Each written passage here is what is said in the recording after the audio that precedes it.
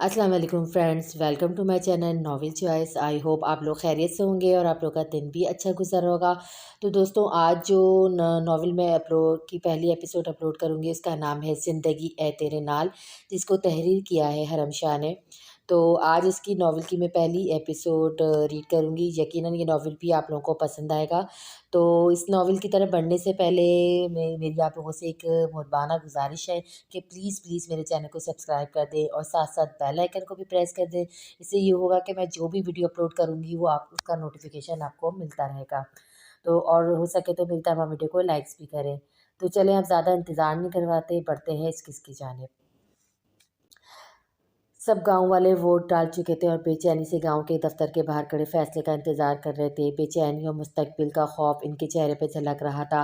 तभी एक शख्स दफ्तर से बाहर आया और बाहर मैदान में मौजूद गांव वालों को देखा, जो इसे देखकर एक जगह पर जमा हो चुके थे। इस आदमी ने एक नज़र हाथ में पकड़े कागज़ को देखा और फिर गहरा सांस लेकर सब गाँव वालों को देखने लगा। इलेक्शन का नतीजा आ चुका है। इस आदमी की बात पर सब घबरा कर एक दूसरे को देखने लगे। जैसा कि आप सब जानते हैं कि पिछले 12 सालों से हर 3 साल के बाद ये इलेक्शन होता है, जिसके ज़रिए आप सब अपनी मर्ज़ी से गाँव के सरदार का तयन करते हैं। इस साल भी आप सबके मन मर्ज़ी के तहत हमारा गाँव का अगला सरदार चुन लिया गया है। इतना कहकर वो आदमी खामोश हो गया और सवालिया नज़र से एक आदमी को देखा, जिसने हाँ में सर हिलाया। फैसला सुनाने से पहले मैं इलेक्शन पे खड़े होने वाले नमददान की यहाँ बुलाना चाहता हूँ, ताकि फैसले के बाद आप सबकी मौजूदगी में सरदार की बंदी की जा सके। इस आदमी ने गहरा सांस लिया। मैं दावा देता हूँ जनाब अरशमान मलिक साहब को, जो पिछले 12 साल से 4 मरतबा इस इलेक्शन में खड़े हो चुके हैं। इस बात पर सब गाँव वालों ने तालियां बजाईं, लेकिन अरशमान मलिक के जिक्र पर सबके दिल खौफ से बंद हुए थे। तभी इनके पीछे खड़ी एक काले रंग की ब्राडो एक मुलाजिम ने दरवाज़ा खोला और भूरे रंग की शलवार कमीज़ के नीचे भूरी पेशावरी चप्पल पहने अरशमान मलिक मखरूर से बादशाह की मानद गाड़ी से बाहर निकला। स्टाइल से बाल और नॉर्मल सी दाढ़ी के साथ वो सख्त रोब नकोश वाला 30 साल मर्द इंतहाई शानदार था। रंग ज़्यादा गोरा नहीं था, बल्कि गंदुमी था, लेकिन ये बात इसकी वजाहत को घटाने के बजाय मज़ीद बढ़ाती थी। इस पर सब पर लगा काला इस सब पर आँखों पर लगा काला चश्मा इसकी वजाहत और रूप को चाँद-चाँद लगा रहा था। वो बेनियाज़ सा शहज़ादा सबको नज़रअंदाज करके चलता इस दफ्तर के बरामदे में आया और लोगों के सामने खड़ा होकर अपनी आँखों से चश्मा उतारने लगा। इसको देखकर सब अपना सर झुका चुके थे। आखिर किसमें इतनी हिम्मत थी कि वो अरशमान मलिक से सर उठाकर बात कर सकता? क्या पता अरशमान मलिक की इस वजह से गुस्से में आकर इसका सर ही धड़ से जुदा कर देता। अरशमान अशमान बेनियाज़ी से सबको देख रहा था। चेहरे पे मौजूद उलझन छिपाए नहीं छिप रही थी। इसे यूँ आम लोगों के दरमियान आना बिल्कुल भी पसंद नहीं था और इस बात से गाँव का बच्चा-बच्चा वाकिफ़ था। अब बारी-बारी हमारे दूसरे दावेदार की, जो 12 साल से शमान साहब के मुकाबले पे खड़े होते आए हैं, वो हर इलेक्शन जीत कर गाँव के सरदार भी बनते रहे हैं। तो मैं यह मदऊ करता हूँ जनाब अज़म चौधरी साहब को। अज़म के नाम पर से ही सबकी आँखें मुंतशिर हुईं। इसे देखने की चाह पर सब लोग यहाँ देखने लगे। इस मुजम्मे में सिर्फ अरशमान मलिक ही ऐसा शख्स था जो इस नाम पर अपनी मुठिया और नफरत से बीत चुका था। तभी एक जीप में इस मैदान के पास आके रुकी और सफ़ेद शलवार कमीज़ के नीचे काले रंग का कुर्ता पहने और सर पर सफ़ेद की पगड़ी पहने एक 32 साला मर्द इस जीप से बाहर निकला। गोरी रंगत और तीखे नकोश वाले शख्स को देखकर सबके चेहरे पर एक मुस्कुराहट आ गई, क्योंकि वो और कोई नहीं था, इनका सरदार अज़म चौधरी था। अज़म ने मखसूस अंदाज में अपनी घनी मूँछों को ताव दिया और मुस्कुराता हुआ लोगों के दरमियान से गुजर कर इस दफ्तर के बरामदे में जाने लगा। लोग अकीदत से सलाम कर रहे थे और हाथ उठाकर सबको जवाब दे रहे थे। के लिए गाँव वालों की ये चाहत देखकर अरशमान मलिक अपने दाँत कचकचा कर रह गया। इसकी आंखों में नफरत देखकर अज़म के होंठ शान से मुस्कुराए, वो भी इस बरामदे में मौजूद शख्स की दाएं जानिब खड़ा हो गया। मैं अरशमान मलिक और अज़म चौधरी को यहाँ पर खुशामदीद कहता हूँ। इस आदमी ने हकीकत से कहा और हाथ में पकड़े कागजात को देखा। आप सब जानते हैं कि ये इलेक्शन 12 साल से इस गांव का सरदार मुकर्रर करने के लिए होता है और अरशमान मलिक साहब और अज़म चौधरी साहब 12 साल से इस इलेक्शन पे खड़े होते आ रहे हैं और आप सब 12 साल से 4 मरतबा अपना सरदार सब जानते हैं ये बात फालतू करने की बातें करने की बजाय नतीजा सुनाओ, मेरे पास बेकार का वक्त नहीं है ज़ाया करने को। अर्शमान ने इस आदमी की बात काट कर गुस्से से कहा तो वो आदमी घबरा कर अर्शमान को देखने लगा, जबकि अज़म के होठों पर तंजिया मुस्कुराहट आई थी। बता दो साईं, नतीजा मलिक साहब चौथी बार भी मुझसे हारने के लिए कुछ ज़्यादा ही बेचैन हो रहे हैं। अज़म ने अपनी मखसूस सराइकी लहजे में कहा, जबकि इसकी बात पर अर्शमान अपनी मटियाँ बीच कर रह गया। तुम जैसे जाहिल और बेकार शख्स के पास इस सब के लिए बहुत वक्त होगा, लेकिन मेरे वक्त फालतू नहीं, फ़ौरन फैसला सुनाओ। अर्शमान ने हकीमिया अंदाज में कहा तो अज़म के होठों की मुस्कुराहट खैरी हो गई। हाँ साईं, बता दो, पढ़े लिखे अर्शमान मलिक को सरदारी संभालनी है। अर्शमान इसकी आवाज़ पर छिपाता महसूस कर चुका था। इसका दिल तो कहता कि अज़म को सबके सामने गोली मारते, लेकिन वो गुस्से से जबड़े पीटने के सिवा कुछ नहीं कर सकता था। ठीक है चौधरी साहब, इस आदमी ने आजिज़ी से कहा और घबरा कर हाथ में पकड़े कागज़ को देखा। आप सबके वोट का फैसला इस वक्त मेरे हाथ में है, जिसके ज़रिए आपने अपना अगले 3 साल का सरदार चुना है। इस आदमी ने बात शुरू करते हुए कहा, घबराई सी एक नज़र शमान अज़म पर डाली, जो सरदारी के दावेदार होने के साथ-साथ एक दूसरे के ख़ानदानी और जानी दुश्मन भी थे। शमान मलिक साहब को मिले हैं 718 वोट। इतना कहकर वो आदमी खामोश हो गया तो सब ने तालियां बजाई और सबके साथ साथ अज़म चौधरी को ताली बजाता देखा शमान का गुस्सा मज़ीद बढ़ गया। और अज़म चौधरी साहब को मिले हैं। इस आदमी ने घबरा कर हाथ में पकड़े कागज़ को देखा और थूक निकाला, 1528 वोट। इसके इतना कहते ही लोगों ने इंतहाई ज़ोरों शोर से तालियां बजाई, लेकिन अज़म तो बस फतेह मुस्कान के साथ शमान को देख रहा था, जो मुश्किल अपने गुस्से पर काबू पाए खड़ा था। तो पिछले 3 बार की तरह चौथी मर्तबा भी अज़म चौधरी साहब इस गाँव के सरदार बने हैं। लोगों की तालियों का शोर मज़ीद बुलंद हुआ और शमान को नफ़रत से मुठियाँ भेजता वहाँ से चला गया। एक बार फिर से नाकाम होने पर शमान को सबसे नफ़रत हो रही थी। वो हर लिहाज से अज़म से ज़्यादा बेहतर था। जहाँ अज़म एक अनपढ़ इंसान था, वहीं शमान के पास MA से सियासत की डिग्री थी, लेकिन फिर भी चेहरा शख्स से हारता आया था। शमान को गुस्सा तो इन गाँव लोग वालों पर आता था, जो हर मर्तबा अज़ाम को इस पर फ़ौक़ियत देते थे। अर्शमान ने नफ़रत और गुस्से की शिद्दत से अपना हाथ अपनी महंगी प्राडो की खिड़की पर मारा। चौधरी और मलिक ख़ानदान इस गाँव के सबसे अमीर ख़ानदान थे, जिनकी मिल्कियत में तकरीबन पूरे गाँव की ज़मीनें थीं। इस वजह से दोनों ही ख़ानदान गाँव की फलाह के लिए बहुत कुछ करते आए थे। लेकिन जो बात गाँव वालों के लिए मसला थी, वो थी चौधरी और मलिक ख़ानदान में दुश्मनी थी, जिससे ये ख़ानदान 12 साल से नफ़रत की आग में दहक रहे थे। इनका बस चलता तो एक दूसरे को ख़त्म कर देते, लेकिन ये इतना आसान नहीं था, क्योंकि अगर अर्शमान मलिक आग था तो अज़म चौधरी बिजली, दोनों ही तो ताकत और दौलत की मूरत थे। इनका तनाज़ा पूरे गाँव को जलाकर खाक कर सकता था। अर्शमान नफ़रत से अपने हाथ से बहते खून को देखने लगा, जो शीशे की खिड़की तोड़ने की वजह से इसके हाथ पर मौजूद ज़ख्म से बह रहा था। जी क्या फ़ायदा इतनी पढ़ाई का, साइंस शहर की डिग्रियों का। मलिक साहब फिर से आर्ट फेल, चौधरी साहब हार गए। अपने पीछे से अज़म की आवाज़ सुनकर अर्शमान नफ़रत से इसकी जानिब पलटा। अपनी हद में रहो चौधरी, अगर मैं हद में दिखा देने पर आया तो अच्छा नहीं होगा। अर्शमान ने अपने हाथ में मौजूद ज़ख्म में नाखून गाड़ कर कहा। इसके बाजू में उठने वाली तकलीफ इसके गुस्से को मज़ीद भड़का रही थी। हद में तो तुम रहो साईं, मत भूलो अपने सरदार से बात कर रहे हो। इस वक्त की पढ़ाई ने तुम्हें तमीज़ नहीं सिखाई क्या? अज़म ने शान से अपनी मूँछों को ताव देते कहा। अर्शमान को लगा इस वक्त इसका यहाँ से जाना ही बेहतर होगा, इससे पहले कि वो गुस्से में इस घटिया शख्स की जान ले ले। वैसे तुम चाहो तो मैं खुद तुम्हें सरदार बनाकर सरदारी से हट जाता हूँ। अभी अर्शमान ने अपनी गाड़ी का दरवाज़ा ही खोला था, जब अज़म की आवाज़ पर वो अपनी जगह पर साकित होकर रह गया। सरदार तो मैं बन ही जाऊँगा, इसके लिए मुझे तुम्हारी ज़रूरत नहीं। इस बात पर अज़म कहकमा लगाकर हंसने लगा। अपने ख्वाब विच सरदार बनना रवें सैयां, अपने ख्वाब में सरदार बनते रहना तुम। अज़म अर्शमान के पास आकर अपनी मूँछों को ताव दिया। ऐसा करते हुए खुद खुबरू सा मर्द मर्दाना वजाहत का शहंशाह लगने लगा था, लेकिन अर्शमान को इससे बेतहाशा नफ़रत हो रही थी। मैं तुम्हें सरदार बना दूँगा, सच कह रहा हूँ, बस बदले में तुम मुझे एक चीज़ दे दो, वादा करता हूँ ज़िंदगी में कभी सरदार नहीं बनूँगा। अर्शमान ने हैरत से देखा। इस अज़म को कुछ भी देने में दिलचस्पी नहीं थी, बस वो जानना चाहता था कि ऐसा क्या है जो इसे चाहिए। क्या? अर्शमान के पूछने पर एक मुस्कान अज़म के होठों पर आई और आँखों में अजीब सी हरारत उतरी।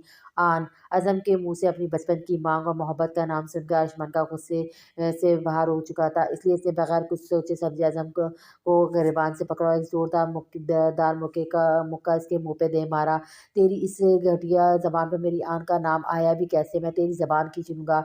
अर्शमान ने फिर से मारना चाहा, लेकिन अब की बार अज़म इसका हाथ अपने ताकतवर हाथ में सख्ती से थाम गया और मुस्कुरा कर अपनी नाक से बहते खून को अंगूठे पर चूना। पर जो अर्शमान के मुके की मेहरबानी था, सिर्फ नाम की बात करता है साईं, मैं तो इसके इसके सर के बाल से लेकर पैर के नाखून तक अपनी मलकियत बना लूँगा। अधो की बेनसा तेरा तब क्या बनेगा तुम्हारा। अर्शमान अब की बार बाकायदा गुस्से से कराया था। आन मेरी मांग है अज़म चौधरी की गैरत, वो मेरी मैं सच कहता हूँ, फिर तुम्हारे होठों पे इसका नाम आया तो तुम्हारी ज़बान खींच लूँगा। अज़म की मुस्कुराहट कम होने की बजाय गहरी हो चुकी थी। वो तेरी मांग ज़रूर होगी, लेकिन बीवी वो अज़म चौधरी की बनेगी, वादा है ये अज़म चौधरी का। और मेरे होठों की किस्मत में आन के नाम के साथ-साथ और भी बहुत कुछ लिखा है। अज़म की रिटाई और खबासत से कहने पर शमानिया गुस्से से पागल हो गया, इसलिए बिना सोचे समझे से अपनी कमर के पास से रिवॉल्वर निकाला और अज़म के माथे पे रख दिया, जिसके नतीजे में कुछ फासले पे खड़े अज़म ने आदमी आसमान पर बंदूकें तान चुके थे और ये देखकर आसमान के आदमी भी अपनी बंदूक निकाल चुके थे। इन दोनों का छोटा सा इशारा, वहाँ खून की नदियाँ बह जाती।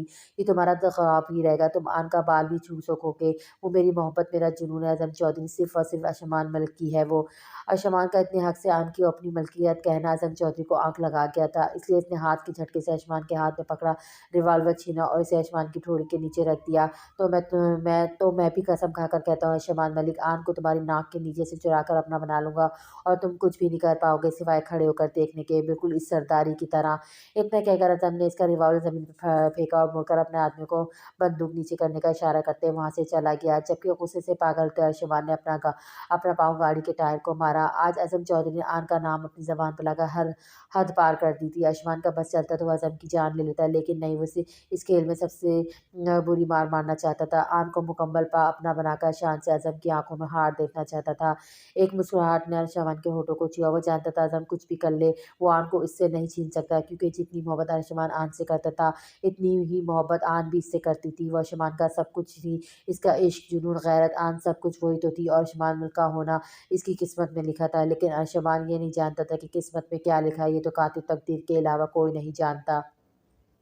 जल्दी जल्दी हाथ चलाओ, सब अर्शमान कभी भी घर पहुंचता होगा, तब तक एक दिन का भी गन नज़र ना आए मुझे। फरहीन सब मुलाजमिन के पीछे बड़ी सख्ती से कह रही थी। वो जानती थी कि अर्शमान इस वक्त घर वापस आ जाता है और अर्शमान को गंदा और बेतरतीबी से बेइंतहा नफरत थी। हाथ टूटे हुए हैं क्या, जान नहीं है इनमें, ठीक से पोछा लगाओ। फरीन ने एक मुलाजमा पर चिल्लाकर कहा और इनका शोर सुनकर हवेली के वसी हॉल में आई अम्मा भी गहरा सांस लेकर इर्द गिर्द देखने लगी। अब क्या हो गया, क्यों आई ये सब मुलाजमों की शामद। अम्मा भी छड़ी के सारे आहिस्ता आहिस्ता चलती सोफे पर बैठी, तो अनाबिया भागकर इनके पास आई और इन्हें सहारा देकर सोफे पर बिठाया। अनाबिया फरहीन बेगम की भांजी थी, जो बचपन से इनके पास ही रहती थी। वैसे तो अनाबिया इंतहाई निकम्मी लड़की थी, लेकिन अम्मा भी और सुल्तान को देखते ही वो बहुत ही आजिज़ और कामी बनने का हुनर रखती थी। जीती रहो। अम्मा भी ने इसे दुआ दी तो अनाबिया मुस्कुराकर इनके पास बैठी और मेज़ पर पड़ा सेब काट काट कर इनके सामने रखने लगी। आन वापस नहीं आई अभी तक। अम्मा भी की ज़बान से आन का इनका सुनकर फरीन का मुँह बन गया। अशमान और अम्मा भी की आन के लिए मोहब्बत और चाहत फरीन को हमेशा से चुभती थी, जिसे वो चालाकी से अनाबिया को यहाँ रखकर इसे मंगनी अपने दूसरे बेटे सुल्तान से कर चुकी थी। इसी तरह वो अर्शमान की शादी भी अनाबिया की बड़ी बहन से करवाना चाहती थी, लेकिन वो क्या करती। अर्शमान तो आन के सिवा किसी लड़की का नाम तक अपने साथ गवारा नहीं करता था। आती होगी बीबी जी, वैसे भी अपनी मन मर्जी की मालिक है, कुछ ज़्यादा ही छूट दी है आपने इसे। अम्मा भी ने आँखें छोटी करके अपनी बहू को देखा। ऐसा क्या किया मेरी आन ने जो तुम इसके बारे में बातें कर रही हो। फरी ने गहरा सांस लिया और उनके पास बैठ गई। आप खुद ही देखें अम्मा भी, वो इस ख़ानदान की सबसे बड़े बेटे की मांग है, लेकिन ज़रा सा भी एहसास है इस बात का। माशाल्लाह से अनाबिया को देखे, जानती है इस ख़ानदान की बहू होने के नाते इसका क्या फ़र्ज़ है। हर वक्त कुछ ना कुछ करती रहती है, सबकी खिदमत में लगी रहती है। और आन भी फरीन ने अपनी नाक चढ़ाई, शुरू दिन से ही पढ़ाई का बहाना बनाकर काम से जान छुड़वाती रही। फिर न जाने आयुष्मान पर ऐसा क्या पढ़कर फूका है कि इसे डॉक्टरी पढ़ाने के लिए शहर के कॉलेज में भेज दिया। और तो और अब जब डॉक्टर बन गई तब भी कहाँ आपके या घर की खिदमत का ख्याल है। इसे अब जान छुड़ाने के लिए नौकरी कर ली। भला अर्शमान मलिक की मंग को नौकरी करने की क्या ज़रूरत है, ये बस काम से जान छुड़ाने के तरीके हैं और कुछ नहीं। अम्मा भी ने अफसोस से अपनी बहू को देखा। शर्म आती है मुझे तुम्हारी सोच पे फरीन, वो बच्ची लोगों का इलाज करके इनकी खिदमत करना चाहती है और तुम इसके बारे में ऐसा कहती हो। फरीन ने अपनी बेइज्जती पर मकान नहीं धरा, तो वो तो पहले से जानती थी कि अम्मा जी आन के बारे बारे में कुछ भी नहीं सुनना गवारा नहीं करेंगी। ये मेरी सोच ही नहीं सच है अम्मा जी, जो आपको और आपके पोते हो नज़र नहीं आता। इतना कहकर फ़रीन वहाँ से जाने के लिए मुड़ी तो इनकी नज़र दरवाज़े पे खड़ी आन पर पड़ी, जो कंधे पर बैग लटकाए और बाजू में अपना सफ़ेद गाउन उन पकड़े चादर में लिपटी न जाने कब से वहाँ खड़ी थी। अस्सलाम वालेकुम बड़ी अम्मी। आन ने अकीदत से कहा तो फ़रीन भी कोई भी जवाब दिए बगैर मुँह चढ़ाकर वहाँ से चली गई। अनाया भी फ़ौरन इनके पीछे चली गई। आन ने मुस्कुराकर अम्मा पी को देखा और इनके पास आकर इनके कदमों में बैठते अपना सर इनकी गोद में रख दिया। अस्सलाम अस्सलाम वालेकुम। अम्मा ने मुस्कुराकर अपनी पोती के सर पर हाथ रखा।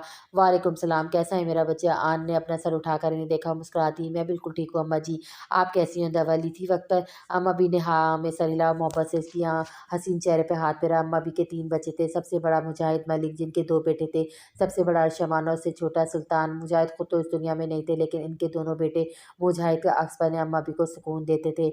अम्मा बी के दूसरे बेटे शाहिद मलिक की एक ही बेटी थी, आन जो पैदा होते ही से पहले ही अर्शमान की मांग थी। ये रिश्ता अर्शमान के बाबा मुजाहिद ने आन के पैदा होने से पहले किया था। अगर बेटी पैदा हुई तो वो अर्शमान की होगी। शायद इसी वजह से अर्शमान इस नाजुक सी लड़की के लिए हद से ज़्यादा जुनूनी था।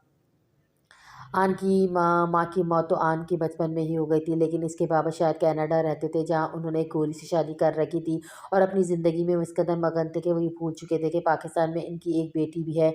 इसके बाद अम्मा बी की एक बेटी थी जो अब इस दुनिया में नहीं थी। वो आज भी इसे याद करके अम्मा बी का दिल खून के आंसू रोता था। अम्मा बी ने गमों को नज़रअंदाज करके मुस्कुराते हुए आन को देखा। हाँ बेटा, बिल्कुल ठीक हूँ और दवा भी ले ली थी। तुम मेरी इतनी फ़िक्र मत किया करो। आन इनकी बात पर मुस्कुराती और लाड से इनकी गोद में अपना सर रखा। कैसे फ़िक्र ना करूँ, आप ही तो मेरा सब कुछ है। अम्मा बी ने शरारत से देखा। ये अर्शमान ने सुन लिया ना तो नाराज़ हो जाएगा तुमसे, जानती हो ना वो गवारा नहीं करता तुम इसके अलावा किसी को भी चाहो। अर्शमान की ज़िक्र पे एक शर्मीली सी मुस्कुराहट आन के होठों पर आई। अपने मंगेतर की मोहब्बत तो इसकी ताकत थी, वरना वो तो कब की टूट चुकी होती। अब तो तुमने पढ़ाई कर ली है, वैसे भी 24 साल की हो गई है। अब तो बस तुम्हारे हाथ पीले करके तुम्हें अर्शमान की दुल्हन बनाना चाहती हूँ, ताकि मरने से पहले तुम दोनों की खुशियाँ देख लूँ। आन ने खफ़ी से मुँह फुसलकर अम्मा बी को देखा। आप ऐसी बातें क्यों करती हैं अम्मा बी? अल्लाह आपका साया हमारे सर पर सलामत रखे। अम्मा बी ने इसके माथे पर होंठ रखे और उसे दुआ दी। इस साफ दिल की लड़की से फ़रीन का रवैया इन्हें सच में बहुत बुरा लगता था। फ़रीन की बातें दिल पर मत लिया करो बेटा, वो जैसी भी है तुम्हारी होने वाली सास है। आन ने इनके हाथ में अपने हाथों में थाम लिया। फ़िक्र मत करें, मैं जानती हूँ इनकी इज़्ज़त करना मेरा फ़र्ज़ है और इनकी हर बेरुखी के बावजूद मैं इनकी इज़्ज़त करूँगी। अम्मा बी ने इसके सर पर हाथ फेरा। हमेशा खुश रहो मेरी जान। आन मुस्कुरा दी, लेकिन तभी इन दोनों की नज़र आशमान पर पड़ी, जो इंतहा गुस्से से घर में दाखिल हुए और एक नज़र आन को देखा अपनी मुठ्ठियाँ भींचकर वहाँ से चला गया। इसके इस रवैये पे वो दोनों हैरान रह गईं। आशमान क्या हुआ, इतने गुस्से में क्यों है? अम्मा बी ने परेशानी से पूछा, लेकिन इसका सवाल आन के पास भी कोई जवाब नहीं था। आप परेशान मत हो, मैं देखती हूँ। आन इतना कहकर उठी और सीधा आशमान के पीछे इसके कमरे में गई। आशमान खिड़की के पास खड़ा बाहर लॉन को देख रहा था, जबकि रगे भी अभी भी गुस्से से तनी हुई थी। आन इसके पास से गई और अपना हाथ इसके कंधे पर रखा। क्या बात है मान, इतने गुस्से में क्यों हैं आप? आन का लम्स और आवाज़ महसूस कर अर्शमान ने सुकून से अपनी आंखें मूंद ली। इसके पास होने का एहसास अर्शमान के अंदर सुकून की लहर बनकर दौड़ रहा था। वो आन की जानिब मुड़ा और उसका चेहरा हाथों में थाम लिया। इसके हाथ पर बंधी पट्टी देखकर आन की आंखें परेशानी से भीग गई। ये आपके हाथ पर क्या हुआ मान, बताइए मुझे। आन परेशानी से इसका हाथ पकड़कर देखने लगी, जबकि आन तो बस इसे देखने में मसरूफ़ था। तुम बस मेरी हो ना आन, मेरे अलावा किसी की नहीं हो सकती तुम। इसके जुनून से पूछने पर आन ने हैरत से इसे देखा। ये क्या हो गया आपको अमान? आपके अलावा मैं किसी की हो सकती हूँ मैं? अर्शमान की आँखों में जून की आँख दहक रही थी। तो मेरी हो जाओ आन। तुमने मुझसे वक़्त माँगा था, मैंने तुम्हें दे दिया। तुम डॉक्टर बनना चाहती थी, मैंने तुम्हारा ये ख्वाब भी पूरा किया। लेकिन अब मेरी बस हो चुकी है आन, मैं इंतज़ार नहीं कर चाहता। जल्द से जल्द तुमसे खुद से जोड़ना चाहता हूँ मैं। आन ने घबरा कर इसे देखा, जो इसका चेहरा मसबूब हाथों में थामे शिद्दत से ये बात कर रहा था। मैं तो हमेशा से आपकी हूँ मान, मुझे मेरे रब ने पैदा ही आपके लिए किया था। आन कभी भी किसी और की नहीं हो सकती, वो आपका नसीब है। आन की मोहब्बत से कहने पर शमान सुकून से अपनी आंखें मूंद गया। जो जो ज़हर अज़म ने इसके दिल में डाला था वो अब निकल चुका था। अज़म कुछ भी कर लेता, वो आन को पर अरे शमान से नहीं छीन सकता था। आन बस इसी की थी। मुझसे शादी कर लो आन। आन ने हैरत से इसे देखा। मान, मेरी हाउस जॉब नहीं आन, अब बस मैं तुम्हारे डॉक्टर से बात करके वक्त से पहले तुम्हारी हाउस जॉब मुकम्मल करवा दूंगा। फिर मैं यहाँ गांव में तुम्हारे लिए अस्पताल भी तो बनवाया, ताकि तुम्हें फिर कभी मुझसे दूर ना जाना पड़े, वहीं काम कर लेना तुम। बस मुझसे शादी कर लो आन, क्योंकि अब मैं मज़ीद इंतज़ार नहीं करना चाहता। अगले महीने में ही हमारी शादी होगी। शमान का अंदाज़ हकमिया था और आँखें छोटी करके इसे घूर रही थी। आज तक مان نے سے یوں اس سے بات نہیں کی تھی۔ ایک وہی تو تھا جو سب کے خلاف جا کر اس کی خواہش کو اہمیت دیتا تھا، تو کیا اب آن اس کی خواہش پوری نہیں کر سکتی تھی؟ یہ سوچ کر آن نے اس کی محبت کے سامنے اپنا سر تسلیم خم کر لیا۔ ٹھیک ہے مان، جیسا آپ چاہیں۔ آن کے جواب میں آیوشمان کو ایسا لگا اسے پورا جہان مل گیا ہے۔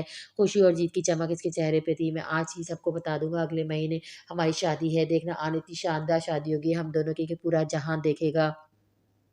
آن نے شرمیلی سی مسکان کے ساتھ سر جھکا لیا۔ آیوشمان پر تو اسے پانے کی خوشی کا سرور سوار تھا۔ دیکھنا عظم چودھری، تمہاری آنکھوں کے سامنے اپنی آن کو دلہن بنا کر ہمیشہ کے لیے صرف اپنا بنا لوں گا، اور تم کچھ نہیں کر پاؤ گے، کچھ نہیں۔ اس میدان میں آیوشمان ملک کبھی نہیں ہارے گا، کیونکہ آن میرا مقدر ہے۔ آیوشمان دل میں اپنے سب سے بڑے دشمن سے مخاطب تھا۔ جیت کی خوشی سے اس کی آنکھیں چمک رہی تھی۔ کاش وہ جانتا کہ قسمت مستقبل کے لیے اپنی اوٹ میں کتنے وار چھپا رکھتی تھی۔ Lisa Malik, will you be my girl friend? ان الفاظ جو اپنی دوستوں کے شور پر غصے سے ماتھے پر بلائے تھے۔ اس لڑکی نے مڑ کر سینے پہ ہاتھ باندھتے ہوئے اس لڑکے کو دیکھا جو ہاتھ میں گلاب پکڑے گھٹنوں کے بل بیٹھا تھا۔ George, what the hell is all this? اس کے لہجے کی سختی پر جارج نے بے شرمی سے مسکرا دیا۔ میں تمہیں پسند کرتا ہوں لیزا۔ لیزا کے ہونٹوں پر ایک طنزیہ مسکراہٹ آئی۔ اس نے ایک ادا سے جارج کے ہاتھ میں موجود پھول کو پکڑ کر دیکھا۔ یو نو واٹ لیزا، کو ہر کوئی پسند کرتا ہے، لیکن وہ قسمت والا شاید پیدا ہی نہ ہوا جسے لیزا پسند کرے۔ اتنا کہہ کر لیزا نے وہ پھول فرش پہ پھینکا اور جارج کو دیکھتے اسے اپنے پیر تلے مسل کر وہاں سے جانے لگی۔ اتنا غرور اچھا نہیں ہوتا لیزا ملک۔ جارج نے اس حسن کی مورت کو وہاں سے جاتا دیکھ کر کہا تو لیزا رک کر اس کی طرف دیکھتے ہوئے ادا سے مسکرا دی۔ اس غرور میں سراسر قصور تمہارا ہی تو ہے۔ اب تم سب میرے سامنے میرے لیے جھکو گے تو میں کیا کروں گی؟ غرور تو خود بخود آ ہی جائے گا نا۔ لیزا نے آنکھ دبائی، آن چلی گئی۔ جارج کوئی پاگل لڑکا نہیں تھا جسے وہ دھتکار چکی تھی، بلکہ کتنے منچلے اس لڑکی سے اپنا دل چور کروا چکے تھے۔ اپنے کالج سے نکل کر لیزا اپنی گاڑی کی جانب گئی، لیکن اپنی گاڑی کے ساتھ شاہد ملک کو کھڑا دیکھ کر مسکراتے ہوئے ان کے پاس گئی اور ان کے سینے سے لگ گئی۔ What a pleasant surprise dad, آپ تو بزنس کے کام سے out of country downtown گئے ہوئے تھے۔ لیزا کی بات پر شاہد نے مسکرا کر اس کا چہرہ تھام لیا۔ اپنی پیاری سی بیٹی کو مس کیا اتنا کر رہا تھا کہ وقت سے پہلے واپس آنا پڑا۔ لیزا نے اپنی شہد کے رنگ کی آنکھیں چھوٹی کر کے نے دیکھا۔ جھوٹ کچھ اور بات ہے، آپ کو اتنا تو جانتی ہوں میں۔ لیزا نے مان سے سینے پر ہاتھ باندھتے ہوئے کہا تو شاید ہلکا سا مسحس دیا۔ ایک بات تو ہے، لیکن گھر چلو بتاتا ہوں۔ ہوپ سو کچھ اچھا ہی ہو، کیونکہ اگر مجھے انٹرسٹ نہ ہوا تو مجھے اس معاملے سے دور سمجھے گا۔ لیزا نے کندھے اچکاتے کا اور گاڑی کا لاک کر کے ڈرائیونگ سیٹ پر سنبھالی۔ شاہد نے ٹھنڈی آنکھ بھری، کیونکہ وہ جانتے کہ جو بات وہ لیزا سے کرنے والے تھے وہ لیزا کو منظور ہونے کا کوئی چانس نہیں تھا۔ سنا ہے کیا آپ نے ملک جی ساتھ کے گاؤں کا آیوشمان ملک اس مرتبہ پھر سے الیکشن ہار گیا ہے؟ اپنی منشی کی بات پر 8 سالہ آدمی کے ہونٹوں پر ایک مسکراہٹ آئی۔ آیوشمان ملک کو خود کو سمجھتا بہت کچھ ہے، لیکن سچ یہ کہ وہ ابھی بچہ ہے۔ کتنی بار کہا ہے کہ ذرا ہوشیاری سے کام لے اور لوگوں کو پیسہ کھلا کر ووٹ حاصل کرے، لیکن نہیں، جیتے گا تو ایمانداری سے، نہیں تو ہار ہی صحیح ہوں۔ عزم جیتنے دے گا جیسے اسے؟ اتحاد ملک نے طنزیہ ہنسی ہنستے ہوئے کہا تو اس کا منشی بھی ہلکا سا مسکرا دیا۔ ویسے مجھے سمجھ نہیں آتا ملک صاحب، آپ نے اپنے معاملہ ملکوں کے ساتھ کیوں رکھے؟ حالانکہ آپ اس گاؤں کے سردار ہیں۔ اگر آپ اپنے معاملات عزم چودھری کے ساتھ طے کر لیں تو آپ کو زیادہ فائدہ ہوگا، کیونکہ وہ بھی تو ہمارا ہمسایہ گاؤں کا سردار ہے۔ اتحاد ملک نے سگریٹ جیب سے نکالا اور سلکار کا اپنی سیاہی مائل ہونٹوں پر دبا لیا۔ وہی بات منشی جو میں نے تمہیں پہلے بتائی تھی، آیوشمان ملک ابھی بچہ ہے، لیکن عزم بچہ نہیں، بہت زیادہ شاطر انسان ہے وہ اور ایسے شاطر انسان سے دور رہنا میری صحت کے لیے ٹھیک ہے۔ منشی نے اس بات میں سر ہلایا، گھیتوں کے ساتھ ساتھ اتحاد ملک کے پیچھے چلنے لگا۔ میں نے آیوشمان کو پیغام بھیجا ہے کہ وہ یہاں آئے، ہم مل کر زراعت کے لیے کچھ نیا کریں، اس سے کافی منافع ہوگا ہمیں۔ جی بہتر ملک جی۔ منشی نے اتحاد ملک کی ہاں میں ہاں ملائی۔ ابھی اتحاد ملک نے کچھ کہنے کے لیے اپنے ہونٹ ہی کھولے تھے کہ جیسے جب اس کے کانوں میں ایک چہکتی ہوئی آواز پڑی، میں بتا رہی ہوں ابا، یہ لسی پی لیں ورنہ یہیں گرا دوں گی، ایک تو اتنی دھوپ میں یہ لسی بنا کے لائی ہوں، اور تو ہے کہ پی نہیں رہے۔ اتحاد ملک کا پورا دھیان ایک کھیت کے کنارے کھڑے اس نازک وجود پہ پڑا جو کھیت میں چاول بوتے ہوئے شخص سے مخاطب تھا۔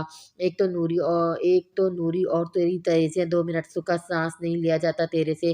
کھیت میں کام کرنے والے آدمی نے جلدی سے جلدی ہاتھ چلاتے ہوئے کہا، ہاں بڑی جلدی ہے، مجھے اپنی سہیلیوں کے ساتھ چوڑیاں لینے جانا ہے نا۔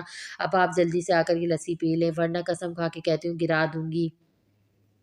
इत्तेहाद मलिक के कदम खुद ब खुद इस चुलबुली सी बातें करने वाली की जानिब उठे थे, जो हर शहर से बेनियाज अपने बाप को बाकायदा धमकियां दे रही थी। गिरा दे, अपने बाप की बेटी है ना, तो अभी के अभी गिरा दे। अपने बाप की बात पर इस लड़की ने बाकायदा अपने दांत के छह गुस्से में मुड़कर प्याले में मौजूद सारी लस्सी जमीन पर फेंक दी। जब इसकी नज़र लस्सी के फेंकते महंगे खूसे पर पड़ी तो इसने फौरन घबरा कर ऊपर देखा। तभी इत्तेहाद मलिक इस काजल लगी स्याह आंखों के शहर में खो गया, जो शायद इस दुनिया की सबसे हसीन आंखें थी। बड़ी बड़ी सहमी सी काली रात की मानो चमकीली आंखें, सिर्फ आंखें ही नहीं, इसका पूरा चेहरा नौखीस हुस्न की अलामत था। गुंदमी सी सांवली रंगत पर वो तीखे नुकोश और कटावदार नानाबी लब, वो लड़की कोई हूर ही तो थी, जो शायद रास्ता भूलकर गलती से जालिम दुनिया में आ गई थी। अंधे हो गए हो क्या बाबा जी? ये इस उम्र में आंखें खराब हो गई, या फिर शायद लस्सी नहाने का शौक है जो यहाँ आ गए? इस लड़की ने अपनी हसीन आंखों को सुखा खड़का उसकी माँ और इसकी सदा पर इत्तेहाद मलिक के होंठ मुस्कुरा दिए, जबकि अपनी बेटी को किसी से बात करता देख कर इसका बाप वहाँ आ चुका था। लेकिन सामने इत्तेहाद मलिक को देखकर इसकी रूह की तक का खौफ से फना हुई थी। माफ़ी साहिब, माफ़ी, बच्ची है, नादान है, इसे नहीं पता था आप कौन है, माफ़ी दे दें। इस बाप ने फ़ौरन अपनी बेटी को अपने पीछे छिपा कर हाथ जोड़ते कहा, जबकि इत्तेहाद मलिक तो अभी अभी अभी भी इसी दो शादना हस्न के शहर में डूबा मुस्कुरा रहा था। बेटी है ये तुम्हारी? इस आदमी ने फ़ौरन हाँ में सर हिलाया। नाम क्या है? रशीद अहमद साईं जी। रशीद ने हकीकत सर झुका कर कहा, क्योंकि वो सामने मौजूद शख्स से इससे भी 10 साल बड़ा था। तेरा नाम नहीं, तेरी बेटी का नाम पूछा है? इत्तेहाद ने इस लड़की पर नज़र जमाते हुए कहा, जब वो अपने बाप को यूं घबराने पर अब भीगी बिल्ली बने इसके पीछे छुपी हुई थी। कनीज़ फातिमा नाम है साईं जी इसका, लेकिन हम सब प्यार से नूरी बुलाते हैं, नूरी। इत्तेहाद ने मुस्कुराते हुए इसका नाम दोहराया। कभी देखा नहीं इसे गाँव में, लगता है बेटियों को निकलने नहीं देते घर से बाहर। रशीद ने कुछ सोचकर इस बात में सर हिलाया। जी साईं जी, माशाल्लाह से 3 बेटियाँ हैं मेरी, और सबसे कीमती खजाना ये मेरा बस नहीं है, इनकी हिफाजत के लिए इन्हें घर में रखता हूँ। वो तो मेरी बीवी मैके गई है, इसलिए ये यहाँ आई है। इसकी नादानी माफ़ कर दें साईं जी। रशीद अभी भी हाथ जोड़े कह रहा था, क्योंकि अपनी सदात से वो अच्छी तरह वाकिफ़ था कि वो गलतियों को माफ़ करने वालों में से नहीं। अच्छी बात है, ऐसे ही उसको छुपा कर ही रखना चाहिए, दुनिया के हालात अच्छे नहीं। इत्तेहाद ने अपनी ग़लिज़ निगाहें इस मासूम पर गाड़ते हुए कहा। फिर मुस्कुराकर रशीद को देखा। कल मुझसे हवेली मिलने आना रशीद, कुछ काम ख़ास काम है तुमसे। रशीद ने फ़ौरन हकीकत से हाँ में सर हिलाया। जो हुक्म साईं जी। इत्तेहाद ने मुस्कुराकर अपनी मूंछ को ताव दिया और आखिर निगाह कनीज़ पर डालकर वहाँ से चला गया। इत्तेहाद के चेहरे की इसकी मुस्कुराहट को उसके मुंशी ने हैरत से देखा। क्या हुआ मलिक जी, काफ़ी खुश नज़र आ रहे हैं? इसकी बात इत्तेहाद की मुस्कान गहरी हो गई। हाँ मुंशी, कुछ बहुत ख़ास दिल को भा गया, और जो इत्तेहाद मलिक के दिल को भा जाए इसे तो बस इसका होना है। इत्तेहाद के चेहरे पर इसकी हवी साया थी, जिस पर वो अब तक ये तक भूल चुका था कि वो मासूम इसकी बेटी की उम्र से भी छोटी थी। फ़रीन बेगम अपने कमरे में खड़ी अपने कपड़े तय करके अलमारी में रखती, जब अचानक अपने बाजू पर हल्का सा दबाव महसूस हुआ तो मुस्कुरा दी। फ़ौरन पलटकर मुस्कुराते हुए ऊँचा होकर अपने होंठ वहाँ मौजूद लड़के के माथे पे रख दिया। मेरा शहज़ादा, मेरे जिगर का टुकड़ा आ गया। फ़रीन की बात पर वो लड़का भी मुस्कुरा दिया। इसने अपने होंठ फ़रीन बेगम के माथे पे रख दिए। कैसी हैं आप अम्मी? इस लड़के ने फ़रीन बेगम को बेड पे बिठाया, खुद इनके कदमों में बैठकर पूछने लगा, तुम्हें देख लेना बिल्कुल ठीक हो गई हूँ। फ़रीन ने इस 27 साला लड़के के चेहरे पे मोहब्बत से हाथ फेरते हुए कहा, बाकी सबसे मिले तुम सुल्तान? सुल्तान ने हल्का सा मुस्कुराकर इनके हाथ में अपने हाथ थाम लिए। आपसे पहले किसी और से मिल सकता था मैं? अब आप ही मेरा सुकून है अम्मी, मेरी जन्नत। फ़रीन बेगम ने दुनिया झाँकी चाहत तो आँखों में समोकर अपने छोटे बेटे को देखा। कभी-कभी तो लगता है बस तुम्हारी ही मेरी परवाह है, बस तुम्हें ही मेरी परवाह है सुल्तान, वरना अर्शमान के लिए तो आन से बढ़कर कोई ऐम ही नहीं। फ़रीन बेगम ने मुँह बसार कर कहा, ऐसा नहीं है भाई, बहुत प्यार करते हैं आपसे। फ़रीन के होठों पर घायल मुस्कान आई। हाँ, लेकिन आन से कम। कोई बात नहीं, मैं चाहता हूँ आपको सबसे ज़्यादा, आपके अलावा मेरे लिए किसी की खुशी अहमियत नहीं रखती, और आपकी खुशी पर खुद को भी कुर्बान कर दूँ। सुल्तान ने अपना सर फ़रीन की गोद में रखा तो वो भी मोहब्बत से इसके सर पर हाथ फेरने लगी। तो शहर को छोड़कर मेरे पास क्यों नहीं आ जाते तुम? काश ऐसा आ सकता, लेकिन अम्मी ज़िम्मेदारियाँ ऐसा नहीं करने देती। शहर वाला बिज़नेस मैं यहाँ रहकर नहीं चला सकता, और यहाँ रहूँगा तो अर्शमान भाई को शहर जाना पड़ेगा, जो वो बिल्कुल नहीं करना चाहते। सुल्तान ने आंसू भरते हुए अपनी मजबूरियाँ बताई। फ़िक्र मत करो, आन से शादी के बाद सबसे पहला काम शहर रहने वाला ही करेगा वो। सुल्तान इनकी बात पर हल्का सा हँस दिया। अच्छा, अब मैं अम्मा-अब्बी से मिलकर आता हूँ। फ़रहीन ने सुल्तान का माथा चूमकर हाँ में सर हिलाया तो वो वहाँ से उठकर अम्मा-अब्बी के कमरे की तरफ चल दिया, जो ज़ोहर की नमाज़ के बाद अस्कार में मसरूफ़ थीं। अपने दूसरे पोते को देखते ही अम्मा भी के लब मुस्कुरा दिए। उन्होंने सुल्तान को पास आने का इशारा किया। कैसे हो मेरे बच्चे? सुल्तान ने अकीदत से इनके हाथ का बूसा लिया। बिल्कुल ठीक हूँ और आप सबको देखकर सुकून में भी हूँ। अम्मा भी सुल्तान की बात पर मुस्कुरा दी। उसे मोहब्बत से देखा। सुल्तान अरशमान से बस 3 साल छोटा था और कद व कामत से बिल्कुल इसके जैसे ही था। बस अरशमान के बरक्स सुल्तान साफ रंगत का मालिक था, मगर दोनों भाइयों के मिजाज बिल्कुल मुख्तलिफ थे। अरशमान जहाँ बहुत खुद से जल्द गुस्से में आ जाता था, सुल्तान वही ठंडे दिमाग का और सोच समझ कर फैसला करने वाला शख्स था। लेकिन एक चीज़ थी जो दोनों भाइयों में एक जैसी थी, वो थी चौधरी ख़ानदान से नफ़रत। काम कैसा जा रहा है तुम्हारा? अल्हम्दुलिल्लाह बहुत अच्छा अम्मा भी, और इस मरतबा पिछले साल से भी 4 गुना ज़्यादा मुनाफा हुआ है। सुल्तान के फ़ख्र से बताने पे अम्मा भी ने इसे नज़रबद से बचाने के लिए इस पर फूंक मारी। माशाल्लाह फिर तैयार रहना, शाम को दरगाह चादर चढ़ाने चलेंगे। मैंने मन्नत मानी थी। दरगाह के नाम पर सुल्तान के चेहरे पर नागवारी आ चुकी थी। आप जानती हैं अम्मा भी, मुझे ना तो इस सब पर यकीन और ना ही ये सब पसंद है, तो फिर ये सब? अम्मा भी के घूरने पर सुल्तान खामोश हो गया। बुजुर्गों के बारे में ऐसा नहीं करते सुल्तान, अल्लाह के नेक बंदे हैं वो। मैं अकेली चली जाती पर तुम्हें साथ लाने की मन्नत मानी थी। अब अगर तुम चाहते हो कि मेरी मन्नत अधूरी रहे तो कोई बात नहीं। सुल्तान ने गहरा सांस लेकर कुछ देर सोचा, फिर बोला ठीक है। अम्मा भी ने मुस्कुराकर इसके सर पर अपना हाथ रखा। वो ऐसा ही तो था, किसी का दिल ना दुखाने वाला, सबका ख्याल रखने वाला। अम्मा भी को फरीन की भांजी अनाबिया की किस्मत पर रक्श हुआ था, जो सुल्तान की उमंग थी और उसके नसीब में एक अनमोल हीरा लिखा था। लेकिन एक ख्याल उनके दिल में आया कि काश अनाबिया जैसी दोगली लड़की सुल्तान का नसीब ना होती। काश सुल्तान कोई ऐसी लड़की मिलती जो इसके काबिल होती। काश जीन्स पर टॉप पहने वो अपने सुनहरी भूरे बालों को ऊंची पोनी टेल बनाए। वो किचन में आई, जूस खोलकर गुलाबी होठों से लगाया था। माथे पे कटे हुए स्टाइलिश से बाल पसीने से भीगा मसीह दिलकश लगने लगे थे। जूस की बोतल वापस फ्रिज में रखी वो डाइनिंग टेबल के पास है, सेब पकड़ कर खाने लगी। अरे इतनी जल्दी उठ गई तुम? शाहिद की आवाज़ पे लीजा इनकी जानिब मुड़े और कमर तक आते बालों को कंधे पर रख लिया।